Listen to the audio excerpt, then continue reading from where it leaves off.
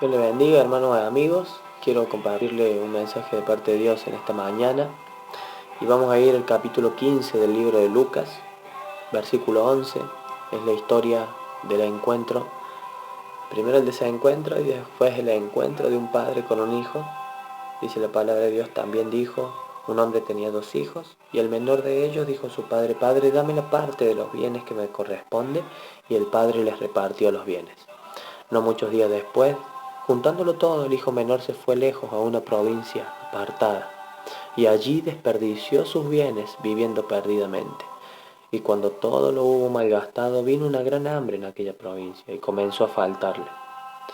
Y fue, y se arrimó a uno de los ciudadanos de aquella tierra, el cual le envió a su hacienda para que apacentase cerdos. Y deseaba llenar su vientre de las algarrobas que comían los cerdos, pero nadie le daba. Y volviendo en sí dijo, ¿cuántos jornaleros hay en casa de mi padre que tienen abundancia de pan y yo aquí perezco de hambre? Me levantaré, iré a mi padre y le diré, Padre, he pecado contra el cielo y contra ti. Ya no soy digno de ser llamado tu hijo. Hazme como uno de tus jornaleros. Y levantándose vino su padre, y cuando aún estaba lejos lo vio su padre, y fue movido a misericordia y corrió y se echó sobre su cuello y le besó. Y el hijo le dijo, Padre, he pecado contra el cielo y contra ti, ya no soy digno de ser llamado tu hijo. Pero el padre dijo a sus siervos, saquen el mejor vestido y vístanle, pónganle el mejor anillo en su mano y calzado en sus pies, traigan el becerro gordo, mátenlo y comamos y hagamos fiesta, porque este mi hijo muerto era y ha revivido, se había perdido y es hallado. Y comenzaron a alegrarse. Gloria a Dios. Este relato de la Biblia es una representación importante de la relación de un padre y de un hijo, una representación tremenda de la relación de Dios con nosotros. Este jovencito, llegado a un momento en su vida, tomó una decisión y le dijo, papá, dame la parte de la herencia que a mí me corresponde, y el padre se la dio. No muchos días después, dice, él se fue a vivir a una provincia muy apartada de la casa de su padre y vivió allí muchos años, malgastándolo todo, viviendo perdidamente. Eligió un camino, eligió una forma de vida, y dice que pasando el tiempo vino una gran hambre a aquella ciudad. Y dice que él fue a pedirle trabajo a uno de los ciudadanos de ese lugar. Y el hombre le dio trabajo para que cuidara a los cerdos. Y dice que apacentando los cerdos, deseaba llenar su vientre, deseaba comer de las algarrobas que los cerdos comían. Y qué irónico, ¿no? El hijo de un hombre que todo lo tenía. Él era dueño de todo, ya que su padre era el dueño de todo. Si algo tiene tu papá, también es tuyo, por herencia. Si algo tiene tu madre, también es tuyo, por herencia. Sin embargo, él tomó una decisión. Él decidió que él iba a vivir su vida a su manera. Él iba a vivir a su forma, iba a elegir sus caminos. Él no quería que nadie le dijese cómo vivir. Él no quería que nadie le dijese cómo comportarse con su padre. Y así vivimos nosotros muchas veces, alejados de Dios, lejos de Él. Cuando Él tiene un montón de cosas buenas para ofrecernos, elegimos pedirle la parte que nos corresponde y empleamos nuestro trabajo, compramos nuestra casa, compramos nuestro auto, vivimos a nuestra manera. Quizá no perdidamente como dice este muchacho, pero sí vivimos a nuestra manera. Si hacemos nuestras propias cosas a nuestra manera, decidimos a nuestra manera, vivimos a nuestra manera, nos comportamos a nuestra manera. Pero a veces no tenemos en cuenta que cada decisión tiene su consecuencia. Y Él las tuvo. Pero qué hermosa consecuencia. ¿Sabes por qué? Porque la palabra de Dios dice que a todos los que aman, a todos los que confían en Dios, todas las cosas les ayudan para bien. Dice que esta situación que este jovencito empezó a vivir, este faltante, este vacío que él empezó a experimentar en su vida, dice que lo llegó a recapacitar. Y el versículo 17 de este relato, yo creo que es el punto clave de esta historia. Cuando dice que la palabra de Dios dice que él volvió en sí. Y qué bueno que es cuando a veces en nuestra vida nos detenemos un minuto en esta carrera alocada que llevamos y nos paramos y nos preguntamos, ¿qué estoy haciendo? ¿Realmente esto es lo que Dios quiere para mí? ¿realmente estoy haciendo bien las cosas? Porque muchas veces vivimos y pensamos, y bueno, es lo que me tocó. Pero muchas veces no es lo que te tocó, es lo que decidiste, es lo que decidí. Y esas decisiones tienen consecuencias. Pero qué bueno el momento en el cual volvemos en sí. El momento en el cual recapacitamos y me hace acordar la historia del águila. El águila pasado 70 años tiene que tomar una decisión determinante en su vida. El pico se le empieza a encorvar a causa de la vejez y ya no puede alimentarse, sino que cada picotazo que ella pega se hinca su propio pecho y se hace mal a ella misma. Pasado el tiempo sus garras se empiezan a encorvar y ya se le hace imposible sujetarse de un lugar seguro para estar de pie. Ya le cuesta estar de pie. Se vuelve presa fácil para los depredadores. Cualquier cosa le hace daño, cualquier cosa la vulnera. A lo mismo pasa con sus alas, ya le es imposible volar a grandes alturas. Ya su vuelo es muy malo, muy pobre. Sus alas se empiezan a envejecer y su plumaje se le empieza a caer. Y con lo último que le queda de fuerzas, tiene que tomar una decisión muy valiente. Y es la de subirse a una montaña, a la parte más alta, esconderse en una cueva y durante 40 días entrar en el proceso más doloroso de su vida. Ella empieza a golpear su pico contra una roca hasta despedazarlo completamente, porque si no lo hace morirá. Porque ese pico le hace mal a ella misma y necesita que le vuelva a nacer un pico nuevo. Si ella logra romper el cartílago de su pico, vuelve a crecerle un pico nuevo, con el cual se podrá alimentar nuevamente.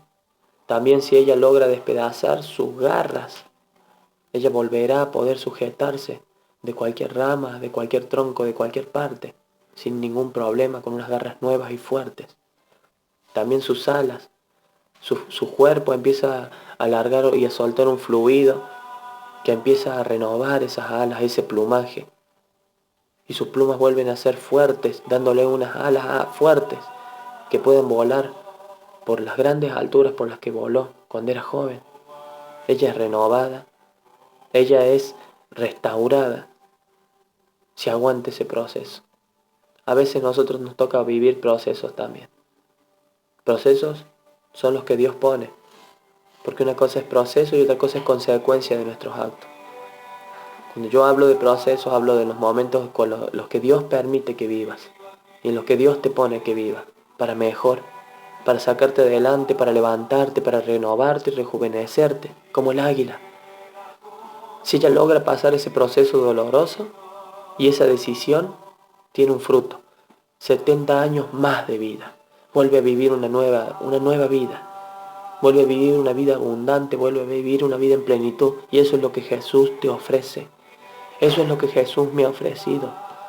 Eso es lo que Jesús le ofrece al mundo, nada más que el mundo le da la espalda. A veces queremos vivir una y otra vez a nuestra propia manera, nuestras propias experiencias, y no le preguntamos a Dios cómo debemos vivir. Ese proceso que el águila tarda 40 días y esa decisión determinante es cuando tú te animas, porque realmente hay que ser valiente para decirle que sí a Dios. Porque Dios no te pide nada, pero sí te cambia. Y a veces el cambio duele, a veces el cambio trae dolor, trae sufrimiento, pero es para bien. Dice que este joven pasó por este proceso. Mucho hambre, mucho vacío en su vida, mucha tristeza y angustia de saber que le había fallado a su padre, de saber que su padre que le ofrecía todo él lo había traicionado. Sin embargo, dice que volviendo en sí dijo: me levantaré, iré y le diré a mi padre: Padre, he pecado contra el cielo y contra ti. Ya no soy digno de ser llamado tu hijo. Hazme como uno de tus jornaleros. Y yo me imagino a él inventando las mil excusas para pedirle perdón a su padre. Y se decidió volver a casa. Decídete volver a casa en este tiempo. ¿Sabe por qué? Porque cuando él iba caminando hacia su padre y pensando un montón de cosas que quizás su padre le iba a rechazar, quizás su padre le iba a reprender, quizás su padre no lo iba a comprender, nada le dijo ese padre cuando él decidió hacer su propio camino. Y cuando dice que la palabra de Dios, que cuando él iba llegando a su casa, su padre se puso de pie y mirando que era su hijo el que venía a lo lejos, salió corriendo a su encuentro. Dice que cuando llegó a él, el hijo empezó a querer explicarle el porqué y a pedirle perdón, y el padre no le respondió ni una palabra, simplemente le abrazó, se le prendió de su cuello y le besó. Nada le dijo ese padre cuando él se fue, y nada le dijo tampoco cuando él regresó. Simplemente le demostró que lo amaba más que a nada en el mundo. Dice que cuando él quería seguir explicándole y pidiéndole perdón, dijo que él mandó llamar a sus siervos y le dijo: traigan vestido para vestir a mi hijo, traigan el mejor anillo de oro para poner en su dedo, traigan calzado para ponerle, maten al becerro más gordo que tengamos y hagamos una fiesta, porque mi hijo muerto era y ha revivido, se había perdido y ahora es hallado. Y se hicieron una gran fiesta, la más alegre de todas en ese día. Porque eso es lo que Dios hace cuando nosotros nos volvemos a su camino. No nos juzga, no nos condena, no nos señala, no nos apunta. El hombre puede juzgar tus caminos, puede condenarte, puede caratularte, puede ponerte un rótulo en tu vida y decirte: tú eres tal, o tú eres esta, o tú eres este. Pero Dios no lo hace. Para Dios sigue siendo el joven, la joven, el niño, la niña que Él creó, que Él envió al mundo y te envió con un propósito. Ese joven volvió a encontrarse con él mismo. La palabra de Dios dice que este joven se había perdido y ahora es hallado. ¿Quién lo halló?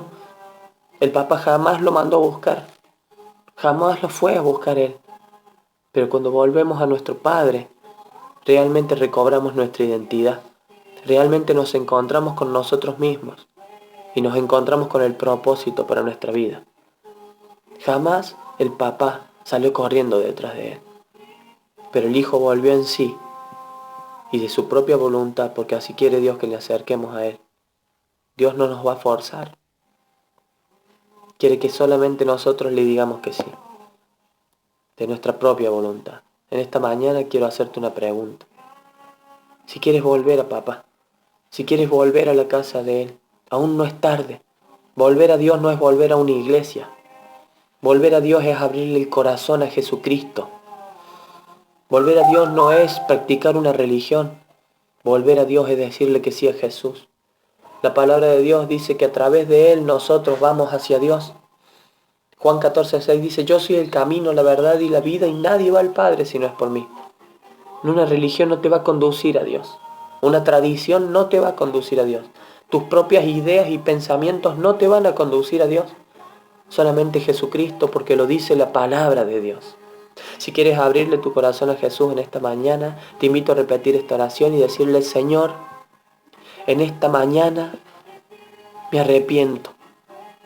Así como este jovencito, también he tomado mis decisiones y en muchas de ellas no me ha ido como yo esperaba. Pero hoy vuelvo en sí. Hoy recapacito y me arrepiento. Padre, te recibo, Señor Jesús, como el Señor y Salvador de mi vida.